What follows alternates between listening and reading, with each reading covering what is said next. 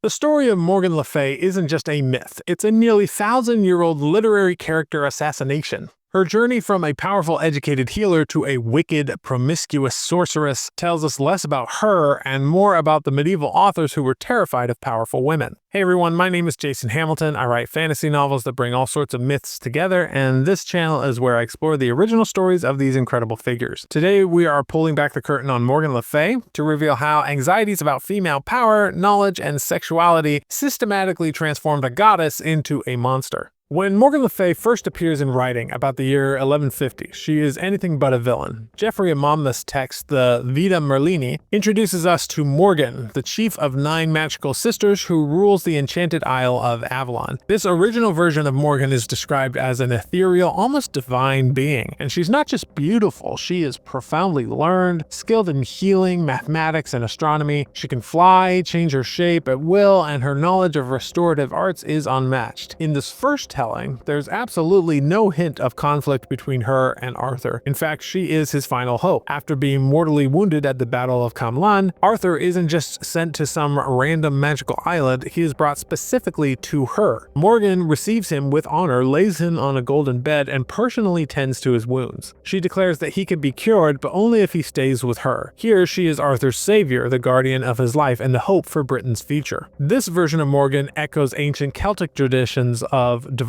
women and priestesses who held power over life and death and otherworldly knowledge. She's a figure of immense benevolent power, but this noble healer wouldn't stay that way for long. The moment later authors tied her to Arthur by blood, her character began to warp. So, a little while later, the French poet Crétin de Troyes picks up her story and makes one critical change. He establishes Morgan as King Arthur's sister. This single move pulled her from the divine realm and planted her firmly in the human drama of Camelot's court. Suddenly, her actions had familial and political consequences. Even as Arthur's sister, Crétin's Morgan is still a benevolent force. She's called Morgot the Sage, or Morgan le Wise. When the knight Yvain is driven mad by grief, it's Morgan who provides the magical healing potion that restores his mind. She is still the court's resident expert on magical remedies, a respected and powerful ally to Arthur and his knights. However, Crétin also sprinkled in the first seeds of ambiguity. He mentions that Morgan resides in a place called the Vale Perilous, and hints that she created this enchanted valley to test or even punish unfaithful knights. While he never fully develops this idea, he opens the door for her powers to be seen as not just healing, but also trapping and controlling. She was still a hero, but the potential for something darker was now on the table. With her new family connections came very human emotions, and one broken heart was all it took to turn her against Camelot. The big shift happens in the early 13th century Vulgate cycle, a massive collection of Arthurian tales by anonymous authors. Here, Morgan is fully humanized. She is the daughter of Igraine, and her first husband, Duke Gorlois, makes her Arthur's half-sister. After her father's death, she's sent to a nunnery where she becomes highly educated, and crucially, she learns magic from Merlin himself. This version gives her a concrete reason to hate the world of Camelot. Morgan falls deeply in love with a knight named Guiomar, who happens to be Queen Guinevere's cousin. They begin a secret affair, but Guinevere finds out. Instead of turning a blind eye, the queen confronts Guiomar and forces him to end the relationship, threatening him with shame and Arthur's wrath. Heartbroken and humiliated, Guiomar leaves Morgan. From that moment on, Morgan develops a burning, implacable hatred for Queen Guinevere. In her eyes, the queen deliberately destroyed her happiness, and this wasn't some abstract evil, it was a deeply personal wound. For medieval audiences, this was a powerful motive. Her later scheming against Camelot, particularly her relentless efforts to expose Guinevere's affair with Lancelot, stems directly from the betrayal. She sees their hypocrisy and wants to burn it all down, not out of pure malevolence, but out of a desire for revenge on the woman who wronged her. It's a very human, if destructive, motivation, but the thirst for vengeance has a way of corrupting everything it touches. By the way, my team and I fund these videos ourselves, no mid-roll ads, no sponsors, no affiliates, but I do make mythology-inspired fantasy novels, and I've put them into my fantasy all-access library. It's a huge shared universe where all world mythologies coexist. I even have a trilogy about Morgan and her origin story that's coming out very soon. If that sounds like something you'd enjoy, it's the best way to support this channel. The link is down below. If her heartbreak made her an enemy, her ambition made her a true threat. The post-Vulgate cycle and Sir Thomas Malory's Le Morte d'Arthur from the 15th century solidify her role as the arch-villain. This is where we get her most infamous plot. By this point, Morgan has a new lover, the knight Sir Accolon, Accolon, and she is completely devoted to him. Arthur, in a moment of trust he would come to regret, had made Morgan the keeper of his most prized possessions, including the sword Excalibur and its magical scabbard, which prevents its wearer from losing blood. Morgan sees her chance. She creates flawless replicas of both the sword and the scabbard. She gives the real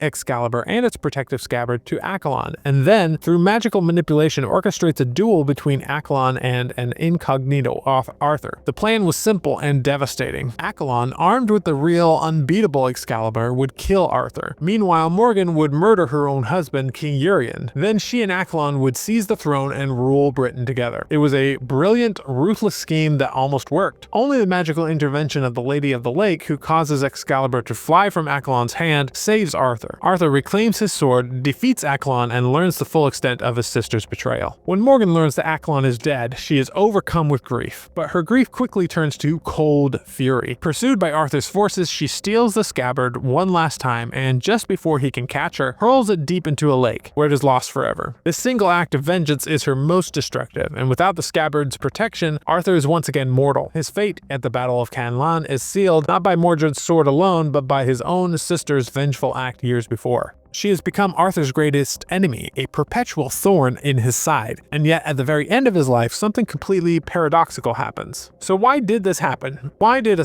divine healer become a treasonous sorceress? The answer has little to do with the character and everything to do with the men writing her story. In medieval Europe, powerful women were seen as a profound threat to the patriarchal order. A woman who was educated, sexually autonomous, and possessed knowledge, especially magical or healing knowledge, that wasn't controlled by the church was deeply suspect. Morgan embodied everything that made medieval society anxious. Her original traits, her intellect, her healing abilities, her leadership were twisted over time into something sinister. Her learning became witchcraft. Her command over life and an otherworldly island was reframed as demonic. Her confidence and multiple lovers were not seen as autonomy, but as proof of a woman's inherently unstable and promiscuous nature. Literary scholars are now clear. The degeneration Morgan le Fay is a textbook case of literary misogyny. Medieval authors systematically dismantled her character, turning her strengths into flaws to create a cautionary tale. She was a warning against what happened when a woman steps outside the bounds of male authority. It didn't just tell a story about an evil sorceress, they actively created one to reflect and reinforce their own cultural fears. And yet, for all their work to demonize her, the storytellers could never fully erase her original role. Because after the final battle of Camlan, when Arthur lies dying, a mysterious barge appears. On it are several black-hooded women, and leading them in nearly every version of the legend is Morgan le Fay. The very woman who plotted his death, who stole the scabbard that would have saved him, is the one who takes his dying body into her care. She carries him away to the Isle of Avalon, the same island she ruled in the very first story, to heal him. The legends say Arthur is not truly dead, but lies in Avalon cared for by Morgan, waiting for the day Britain needs him again. This is the ultimate paradox. How can his greatest enemy also be his final savior? One theory is that as a fae or fairy, Morgan operates on a moral logic completely alien to humans. For her, orchestrating his death and ensuring his immortality might not be a contradiction. Another interpretation suggests that this is her return to her true self. After all the pain and betrayal, her fundamental nature as a healer reemerges. But a more modern feminist reading offers the more compelling take. In the end, Morgan wins. Arthur's entire legacy, his very existence, and the hope of his return rests entirely in